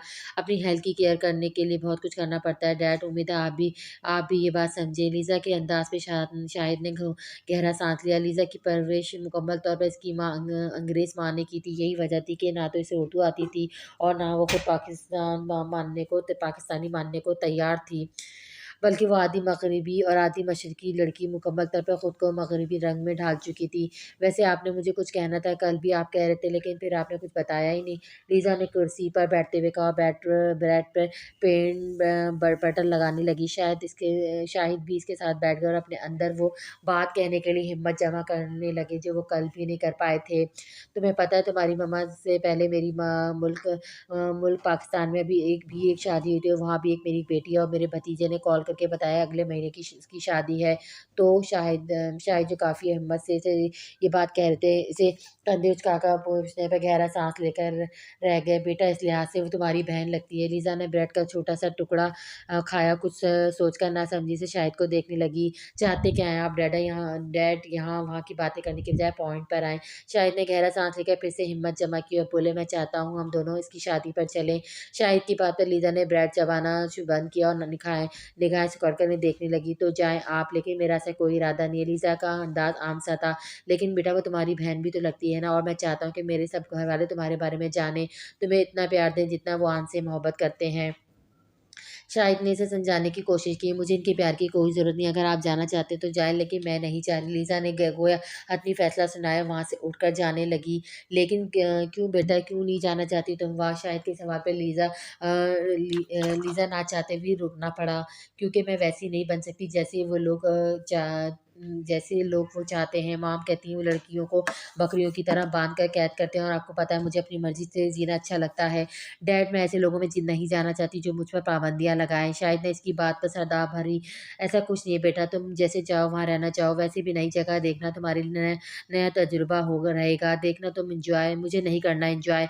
लीज़ा ने इंतहाई बदतमीज़ी से इनकी बात काट कर कहा, वहाँ से जाने लगी। शाहिद ने एक आखिरी कोशिश करने के लिए फ़ैसला किया। प्लीज़ लीज़ा, मेरी खातिर। लीज़ा ने गहरा साँस लिया और वहाँ खड़ी होकर गुस्से से शाहिद की जानिब मुड़ी, लेकिन इनके चेहरे पर इस उम्मीद से इसके पिघलने पर मजबूर कर दिया। फ़ाइन, लेकिन मेरी कुछ शराइत हैं। لیزا اس کے ایسے کہتے ہی شاید خوشی سے مسکرا دیا۔ کچھ بھی بیٹا، لیزا نے کچھ سوچا پھر بولنا شروع کر دیا۔ میرے جو دل میں آئے گا میں وہ کروں گی، مجھ پہ کوئی پابندی نہیں لگائے گا اور لوگوں سے زیادہ اٹیچ میں نہیں ہوں گی، اور سب سے خاص اس شادی کے ختم ہوتی ہے ہم کینیڈا واپس آ جائیں گے فوراً۔ شاہد نے اس کی شرطوں پہ غور کیا، پھر مسکرا کر بولے ٹھیک ہے بیٹا، ایز یو وش۔ لیزا ہلکی اپنی آنکھیں گھما کر وہاں سے چلی گئی تو شاید خوشی سے مسکرا دیے۔ وہ تو اسی میں بہت خوش تھی کہ اپنے سب گھر والوں کو اپنی لاڈلی بیٹی سے ملوائیں گے۔ کاش وہ جانتے کہ یہ ان کی زندگی کی سب سے بڑی غلطی تھی۔ شام ہوتے ہی اما بھی سلطان بی کے ساتھ درگاہ جانے کے لیے تیار تھی، اور سلطان نہ چاہتے ہوئے ان کی خوشی کے لیے اس سب کا حصہ بن رہا تھا۔ وہ سب تیاری کے ساتھ ہال میں داخل ہوئے جب ان کا سامنا نابیہ سے ہوا، جو فرین بیگم کے ساتھ مل کر میز پر کھانا کھا رہی تھی۔ ارے آپ کہیں جا رہے ہیں کیا؟ فرین بیگم نے اما بھی سے پوچھا، جبکہ نابیہ کی نگاہیں تو سلطان پر ٹکی تھی، جو اس وقت کاٹن کی کالی شلوار قمیص سے مردانہ وجاہت کی منہ بولتی مثال لگ رہا تھا۔ ہاں درگاہ جا رہے ہیں، سلطان کی کامیابی کی منت۔ میں بھی چلوں آپ کے ساتھ؟ انابیہ امابی کی بات مکمل ہونے سے پہلے خوشی سے چہکتے ہوئے پوچھنے لگا، جبکہ اس کی بات پر سلطان کے چہرے کی ناگواری بڑھ چکی تھی۔ وہ اتنا چاہتا تھا کہ کم سے کم اس کی منگیتر تو اس کے سامنے پسند ناپسند کو سمجھے، وہ خود اس کو مطابق ڈھالنے کی کوشش کرے۔ میں گاڑی میں آپ کا انتظار کر رہا ہوں۔ سلطان اتنا کہہ کر وہاں سے چلا گیا اور انابیہ بھاگ کر اپنے کمرے سے چادر لینے چلی گئی۔ کچھ ہی دیر میں وہ تینوں درگاہ کی جانب چل دیے۔ کچھ ملازم ضروری سامان لیے پچھلی گاڑی میں آ رہے تھے۔ درگاہ پہنچ کر سلطان نے سب ملازموں کو امابی کے ساتھ جانے کو کہا۔ تم اندر نہیں آ رہے؟ امابی نے حیرت سے پوچھا۔ نہیں امابی، یہاں تک آ گیا آپ کے بزرگ خوش ہو جائیں گے، لیکن اس سے زیادہ کی توقع مجھ سے مت رکھیے گا۔ امابی نے گہرا سانس لیا اور ملازموں کے ساتھ درگاہ کی جانب چل دی، جبکہ انابیہ تو اس لمحے کو غنیمت جان کر سلطان کے پاس ہی رک گئی تھی۔ درگاہ میں دعا کرنے اور نذرانے پیش کرنے کے بعد امابی واپس آئی اور درگاہ کی سیڑھی پر بیٹھ کر اپنا جوتا پکڑنے لگی، لیکن اس سے پہلے وہ دو مضبوط ہاتھ جو وہ جوتا تھام کر ان کے پاؤں میں پہنانے لگا۔ امابی نے پہلے تو حیران ہوئی، لیکن پھر اپنے قدموں میں بیٹھے شخص کو دیکھ کر ان کا سانس حلق میں ہی رٹک گیا۔ انہوں نے ایک سہمی نگاہ کار کے پاس کھڑے سلطان پر ڈالی، جو درگاہ کی طرف کمر کر کے کار سے ٹیک لگا۔ نہ جانے انابیہ کی کیا باتیں سن رہا تھا۔ نہیں اعظم بیٹا، رہنے دو۔ امابی نے کی بات پر اعظم نے مسکراتے اپنا سر اٹھا کر انہیں دیکھا۔ کیا ہوا امابی؟ ساری محبت پوتوں کے لیے ہی ہے کیا؟ نواسوں کے لیے کچھ بھی نہیں ہے کیا؟ روز قیامت صرف بیٹے کو ہی منہ دکھانا ہے، بیٹی کا سامنا نہیں کرنا؟ اعظم کی بات پر کتنے ہی آنسو امابی کی آنکھوں سے بہت تھے۔ انہوں نے حسرت سے اعظم کو دیکھا، جو ان کا نواسا تھا، ان کی اکلوتی بیٹی کی آخری نشانی۔ تم جانتے ہو اعظم کہ دونوں خاندان میں یہ دشمنی ہر تعلق مٹا چکی ہے۔ میں اپنے پوتوں یا نواسوں میں سے کسی ایک کو چن سکتی ہوں، اور آپ نے اپنے پوتوں کو چن چکی ہیں، جن کی عقل پر ان کے باپ کی طرح پردہ پڑا ہے۔ اعظم نے دوبارہ ان کا پیر پکڑ کر جوتا پہناتے ہوئے نفرت سے کہا۔ میں نہیں جانتی اعظم کہ کیا سچ ہے اور کیا جھوٹ ہے، بس اتنا جانتی ہوں کہ دونوں خاندانوں کا خوشیوں بھرا جہاں پل بھر میں بکھر گیا، اور 12 سالوں سے یہ جہان بکھرا ہوا ہے۔ امابی کی آنکھوں سے آنسو بہہ کر زمین بوس ہونے لگے، لیکن اس سے پہلے کہ اعظم اپنی قیمتی موتیوں کو اپنے ہاتھ میں چن چکا تھا۔ میں چاہتی ہوں یہ دشمنی ختم ہو جائے اعظم۔ اس بات پر اعظم اپنی مضبوط مٹھی سے بھیج گیا تھا۔ اب یہ دشمنی ہم میں سے کسی کے ایک کے ختم ہونے پر ختم ہوگی۔ امابی، آپ اپنے پوتے یا نواسے میں سے کسی کی لاش دیکھنے کے لیے خود کو مضبوط کر لیں۔ اعظم نفرت سے کہتے اٹھ کھڑا ہوا اور اپنے ملازموں کے ساتھ درگاہ میں داخل ہو گیا، جبکہ امابی وہیں زمین پر بیٹھی جن کو بھی پھر سے رونے لگی، جس دن سے دونوں خاندان کی محبت اور خوشی کو غم اور خود دشمنی میں بدل دیا تھا۔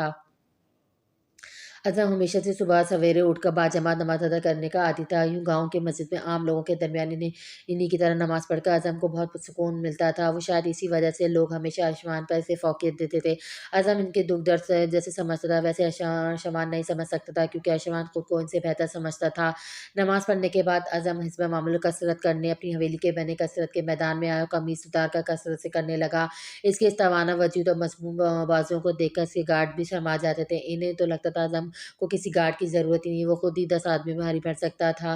کیا مجھے دیکھتے جا رہے ہو؟ لڑکا ہوں میں، لڑکی نہیں ہوں، اعظم نے ایک آدمی سے کہا تو سب کہکمہ لگا کر ہنس دیے۔ پکا آپ کا جسم بہت کمال ہے چودھری جی۔ اس کی بات پر اعظم کی آنکھیں حیرت سے پھیل گئیں۔ اس نے اپنی قمیص پکڑ کر خود کو چھپایا۔ اوئے بچ کے رہنا، اس سے کہیں عزت ہی نہ لوٹ لے ہماری۔ اب کی بار اعظم کی بات پر سب کہکمہ لگا کر ہنس دیے اور اعظم اپنی کسرت پوری کرتا حویلی میں چلا گیا۔ فریش ہو کر وہ ناشتہ کرنے آیا اور پھر گاؤں کے معاملات دیکھنے کے لیے اپنے ڈیرے پر آیا۔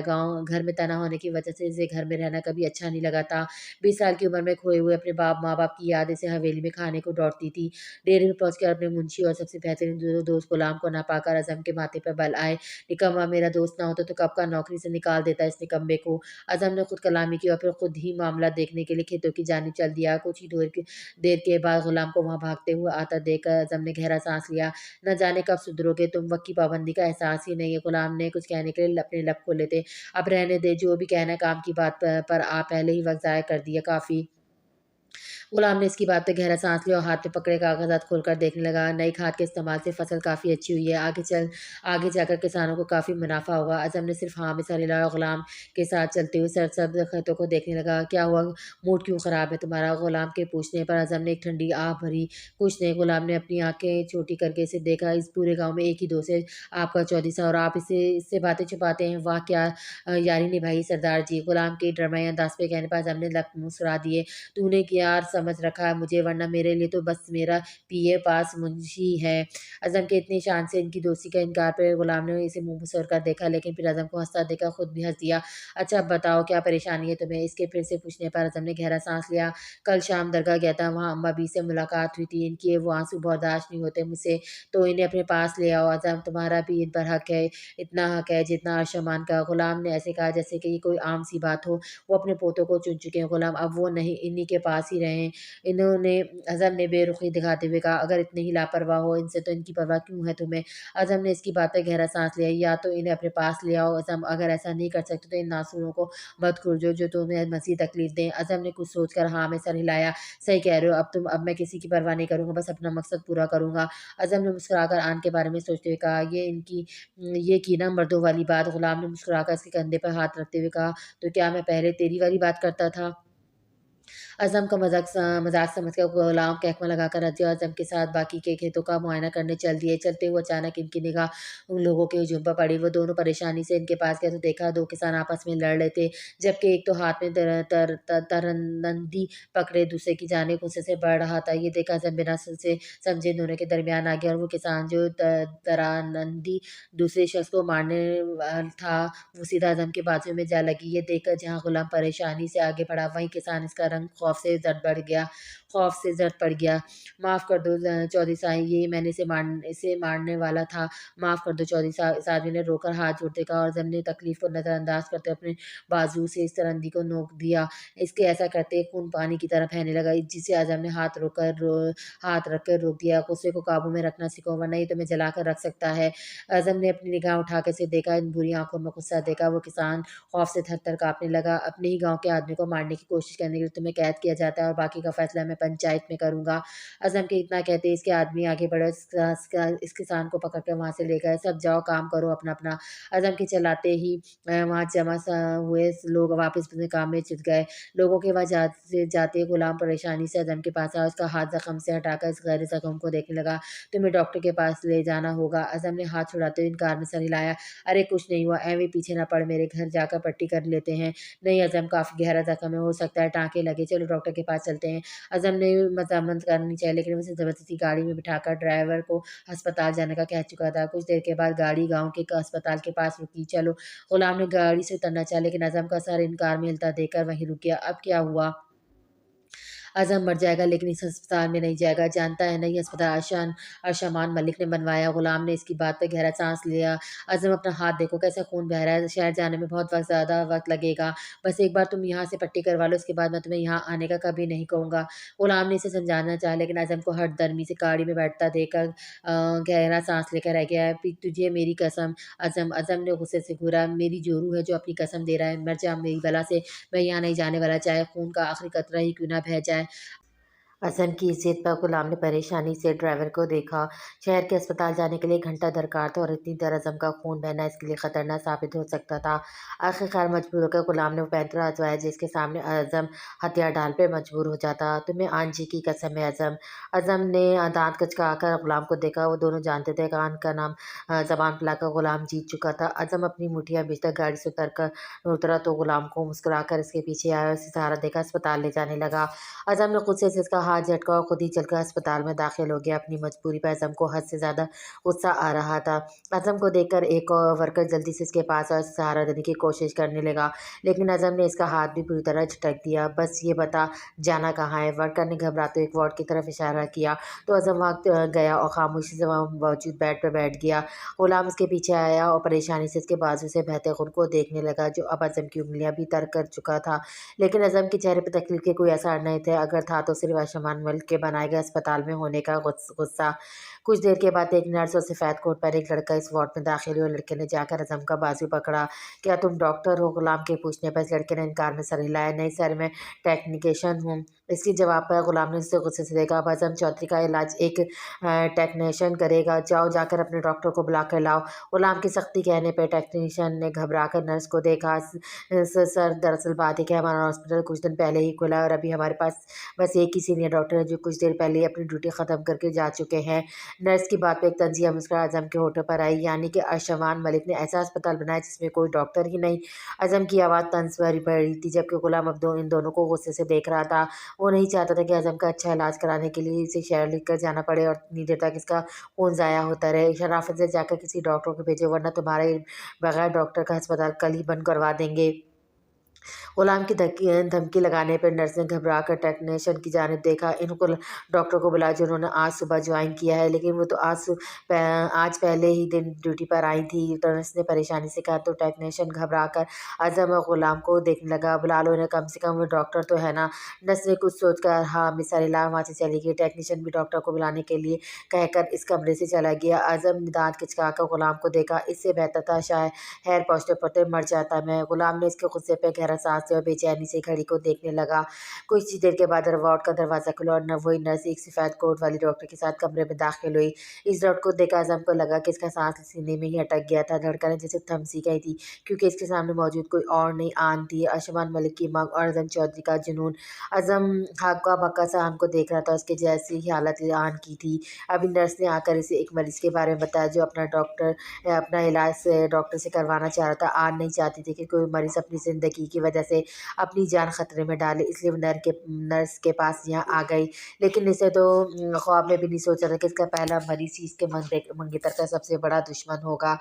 پہلے تو آن نے سوچا کہ انہیں شہر جانے کا بول کر یہاں سے نکال دے، لیکن پھر اس کی نظر اعظم کے بازو سے بہتے خون پہ پڑی تو خود کے ڈاکٹر ہونے کا احساس ہوا۔ اتنی بلیڈنگ کے ساتھ شہر جانا اس ہٹے کٹے شخص کے لیے بھی خطرناک ثابت ہو سکتا ہے۔ خود پر اپنی بے جا نفرت پر بند باندھتی وہ اعظم کے قریب اور نرس کو سنجیدگی سے دیکھا۔ میڈیکل باکس لایا؟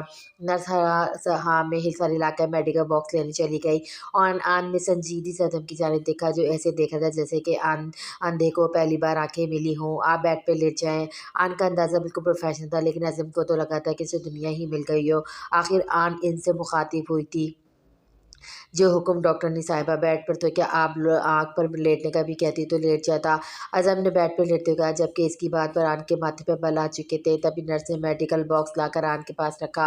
اعظم نے آنکھ سے وہاں کھڑے غلام کو باہر جانے کا اشارہ کیا۔ آپ میرے ساتھ آئیں، مجھے بتائیں کون سی کاغذی کارروائی کرنی ہے؟ غلام نے نرس کے قریب آ کر اسے کہا، لیکن نرس نے کچھ کہنا چاہا، لیکن غلام اسے بولنے کا موقع دیے بغیر کونی سے پکڑ کر باہر لے جا چکا تھا۔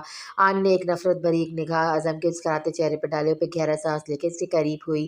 ویسے کچھ بھی کر لو ڈاکٹر جی، بس ٹیکا مت لگانا، سوئی سے بہت ڈر لگتا ہے مجھے، اعظم نے شرارت سے کہا، لیکن آن کے چہرے کی شکن جوں کی توں تھی۔ اس نے خاموشی سے اعظم کا بازو پکڑا اور قمیض کا بازو پر کرنا چاہا، لیکن وہ اعظم کے بازو کی مضبوط کے باعث کونی سے باہر جا ہی نہیں سکا۔ آخرکار آن کو اضطراب میں دیکھ کر اعظم نے قمیض کا بازو دوسرے ہاتھ میں پکڑا اور جھٹکے سے پھاڑ دیا۔ اس کی اس حرکت پہ آن کی آنکھیں حیرت سے پھیل گئیں۔ جو ہماری ڈاکٹرنی کو تنگ کرے اسے ہٹا دینا چاہیے۔ اعظم نے شان سے مسکراتے ہوئے کہا اور آن اپنی مٹھیاں بیچ کے رہ گئی۔ دل تو کہتا کہ اس بدلحاظ شخص کو یہاں سے چلتا کر دے، لیکن پھر اس کی نظر بازو سے بہتے خون پہ پڑی تو خود پر زب باندھتے ہاتھ کاٹن کی جانب بڑھایا اور سنجیدگی سے اس کا زخم صاف کرنے لگی۔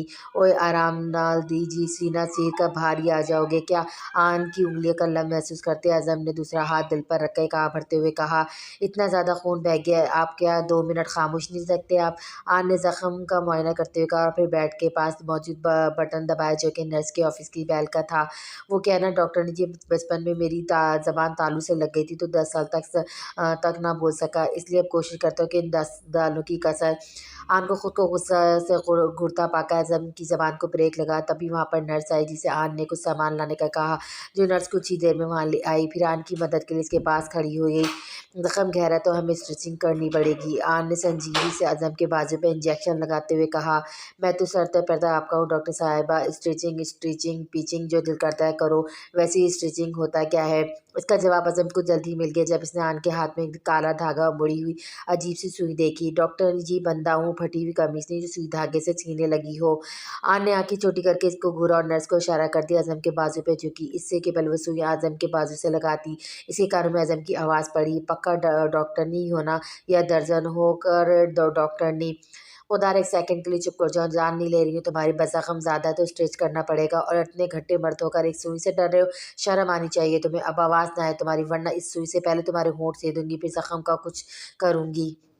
आन के गुस्से से टपकने पर अज़म ने ऐसे आंखें फाड़कर देखने लगे जैसे वो कोई छोटा सा बच्चा हो और आन इसकी टीचर। अज़म ने दूसरे हाथ की उंगली बच्चे बच्चे की तरह होंठों पे रख ली तो आन ने सुख का सांस लिया और उसके ज़ख्म पर टाँके लगाने लग गई। अपना काम इंतहाई नफासत से ख़त्म करके आन ने इसकी पिट्टी की और नर्स को गुलाम को बुलाने का कहकर कुछ दवाएं कागज़ पर लिखने लगी। आपने बुलाया डॉक्टर साहिबा, गुलाम की आवाज़ पे आन ने मुड़कर इसे देखा। आप इन्हें साथ लेके जा सकते हैं, कुछ दवाएं आप इन्हें ले दीजिएगा, ये 2 दवाई पेन किलर है, सिर दर्द होने पर देनी है। गुलाम ने हर बात समझाते हुए हाँ में सर हिलाया। क्या मतलब ले जा सकते हैं, बीमार हूँ डॉक्टर साहिबा को हफ्ता तो दाखिल करो अपने पास। हफ्ते बाद अज़म की आवाज़ पे आन ने बाकायदा अपनी मुट्ठी भेज ली। तुम्हें कहा था ना कि अब आवाज़ ना आए तुम्हारी, इतने भी कोई बीमार नहीं कि एडमिट करो, मैं घर जा सकते हो। आन ने अज़म को फिर से डांटा और अपना सामान पकड़ती कमरे से बाहर जाने लगी। डॉक्टर साहब पैसे कितने होंगे, गुलाम के पूछने पर आन के चलते कदम रुक गए। उसने मुड़कर चिल्लाती नजर से अज़म को देखा। मेरे मंगेतर अशमान मलिक ने ये अस्पताल गांव के लोगों के लिए बनाया, हम यहाँ इलाज के पैसे नहीं लेते। ये कहते हुए क्या क्या नहीं था इनकी आवाज़ में, मान गुरूर चाहत। आन ने तो इतना कहकर वहाँ से जा चुकी थी लेकिन इसकी चाहत पर गुलाम आजम को गुस्से और ज़ब्त से मिठाई खींचते हुए देख सकता था। आजम चौधरी से अगर इस अंदाज में कोई बात करे तो इसकी खैर नहीं, लेकिन इनके यूँ बात करने में मुस्कुराहट ही गायब नहीं हो रही थी चेहरे से। गुलाम ने आजम का मूड अच्छा करने के लिए मजाक किया लेकिन आजम ने ऐसी गदबनाक आंखों से गुलाम को घुरा कि इसका रुआ रुआ काँप उठा। वो कोई नहीं, मेरी आन है। गुलाम आजम की आवाज़ में छिपी वार्निंग महसूस कर सकता था। इसे तो आन का आम लोगों से मिलाए जाना तक गवारा नहीं था। वैसे कैसा रहा तुम्हारा इलाज, अब कैसा महसूस कर रहे हो, गुलाम ने बात को बदलते हुए पूछा जबकि इसके सवाल पर अज़म के चेहरे की शक्ल गायब होकर वो हल्का सा मुस्कुरा दिया। क्या बताऊँ यारा, फटे हुए कुर्ते की तरह सी दिया मुझे जालिम ने, लेकिन इस ये जाने पे भी इतनी लज्जत थी कि दिल कर हर जगह से फटकर वापस आ जाऊँ और वो जगह जगह से सीकर मलंगों वाला कुर्ता बना दे मुझे।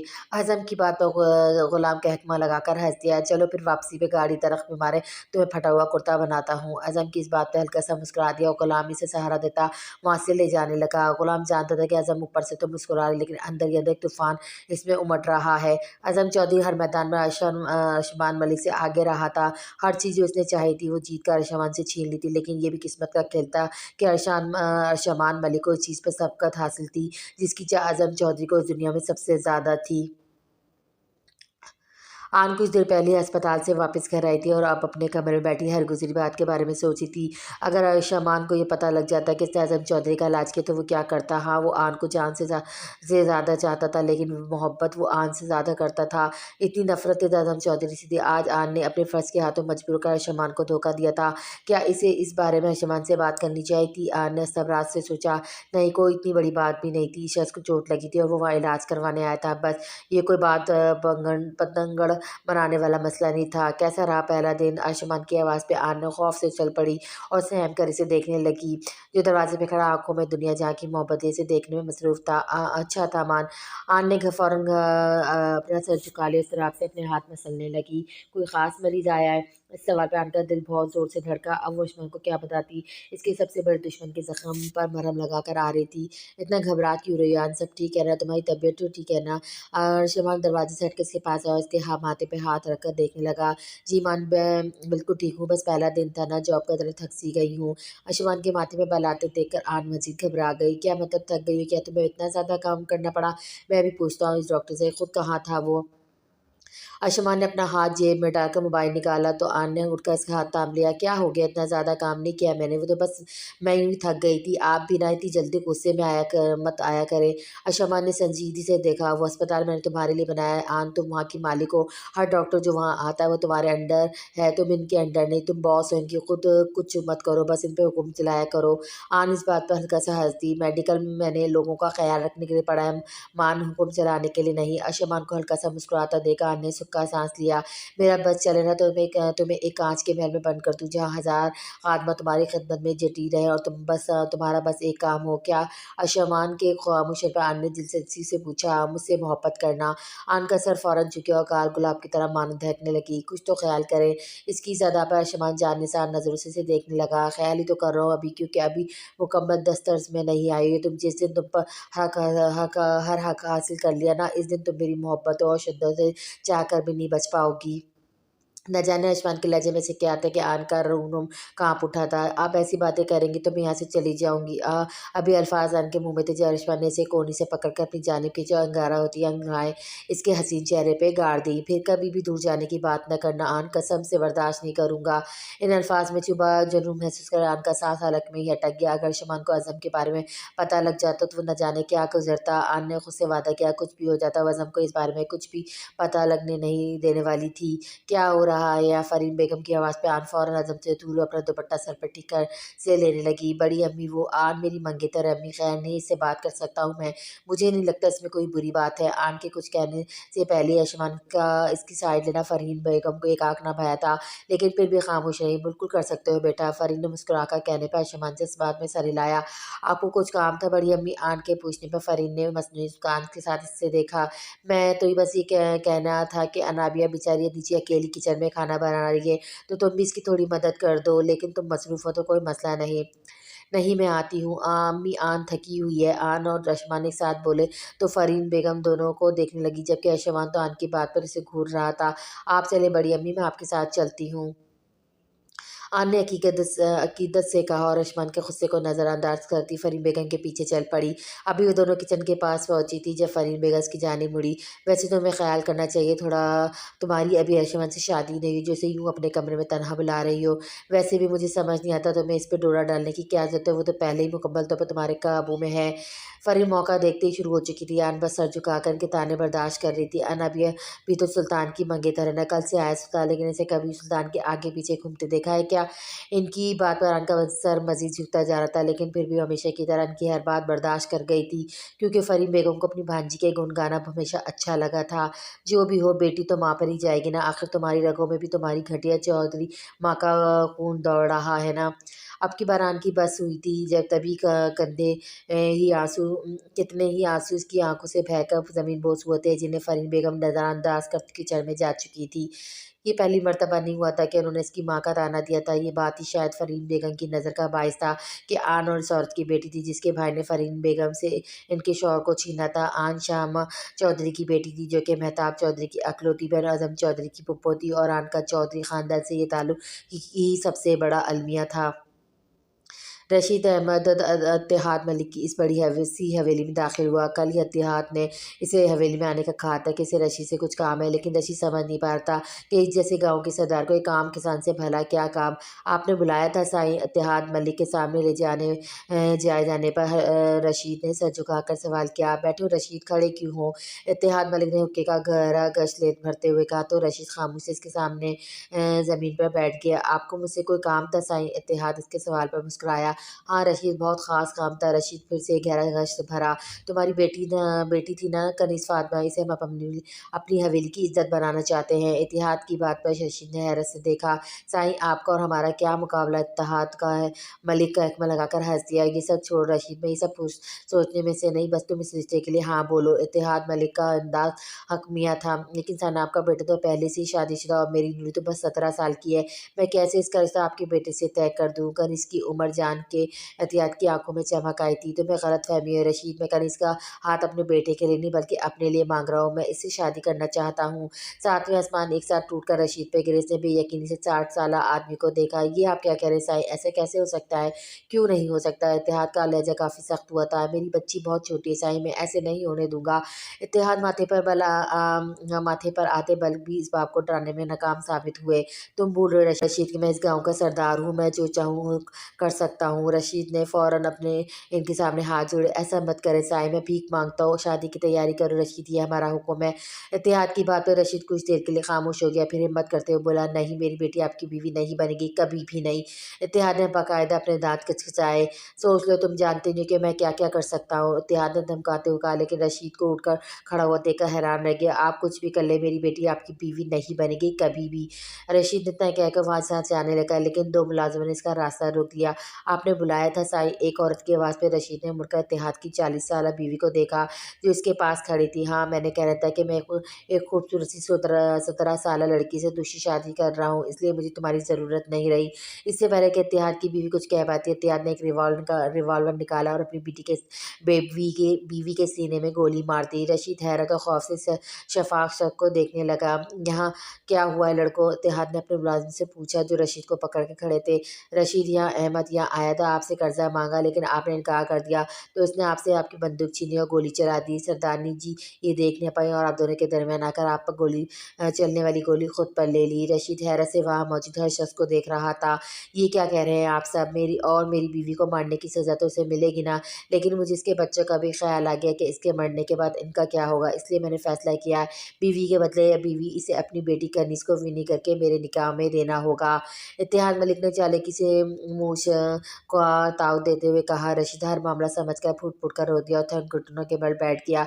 ऐसा जुल्म मत करें साईं जी, मैं आपसे भीख मांगता हूँ। इत्तेहाद मजबूर इंसान को देखा, खबासी से मुस्कुरा दिया। कल ये फैसला पंचायत में होगा, फिर तुम कुछ नहीं कर पाओगे। हाँ हाँ, कहा था ना कि जो चाहूँ उसे हासिल कर लेता हूँ। अब तुम्हारी नूरी इस हवेली की कनीज बनकर रहेगी, मेरी कनीज बनकर रहेगी। इत्तेहाद मलिक ने खबासी से कहा, फिर रशीद को बेबसी से फूट फूट कर रोता देखकर कहकमा लगाकर हंसने लगा।